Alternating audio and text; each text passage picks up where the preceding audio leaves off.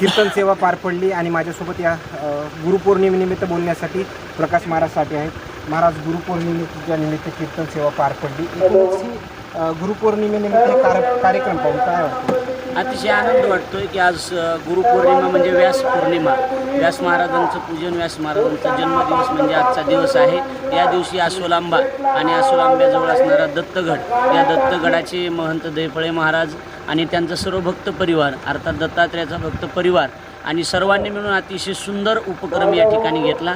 दरवर्षी हा दत्त जयंतीचा गुरुपौर्णिमेचा उत्सव आणि दत्त जयंतीचा उत्सव या ठिकाणी संपन्न होते। आज हजारो भाविक या ठिकाणी कीर्तनासाठी आणि महाप्रसादासाठी उपस्थित होते। ते वातावरण बघून असं वाटलं की हे पंढरपुरामध्ये चंद्रभागेमध्ये कीर्तन चाललं, एवढं सुंदर नियोजन यांनी केलं। हा कार्यक्रम गडावरती आयोजित केला होता, त्यानंतर वातावरणाचं हे बघून गावामध्ये आयोजित केलं, वाटलं होतं एवढा प्रतिसाद? काय होतं, सुरुवातीला कार्यक्रमाचं नियोजन ठरलं होतं गडावर, आणि पावसाचं वातावरण असल्यामुळं दैफळे महाराजांना सगळ्या ग्रामस्थांनी आग्रह केला की गावात घेऊन या, त्याच्यामुळे लोकांची सोय झाली।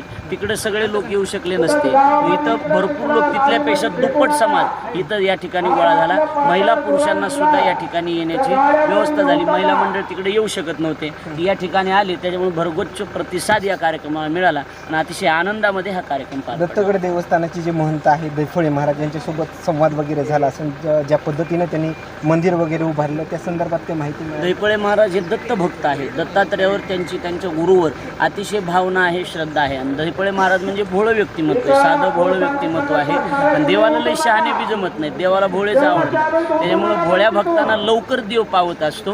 पण त्यांची दत्तात्रेयावरची भक्ती, त्यांच्यासोबत चर्चा झाली, त्यांची भगवान दत्तात्रेयावर आणि आपले सद्गुरू असणारी भक्ती पाहून, प्रेम श्रद्धा पाहून आम्हाला अतिशय आनंद वाटला। खऱ्या अर्थानं ते दत्तभक्त आहेत, हे आम्हाला अनुभूती त्यांच्याकडे बघून आलेली आहे। पुढल्या वर्षी तुमच्या कीर्तनाचा योग जरी त्यांनी ठेवला तरी पण पुढल्या वर्षी तुमची हजेरी दिसेल? हो, नक्कीच। महाराजांनी गुरुपौर्णिमेचं तर पण दत्त जयंतीचं सुद्धा निमंत्रण मला महाराजांनी दिलेलं आहे। धन्यवाद। हे तो प्रकाश महाराज साठे आणि गुरुपौर्णिमेनिमित्त त्यांची कीर्तन सेवा पार पडली। मात्र याच गुरुपौर्णिमेनिमित्त अशीच नवनवीन अपडेट आज दिवसभरात देण्याचं काम करू। Cameraman Suraj media, Beed, Parli.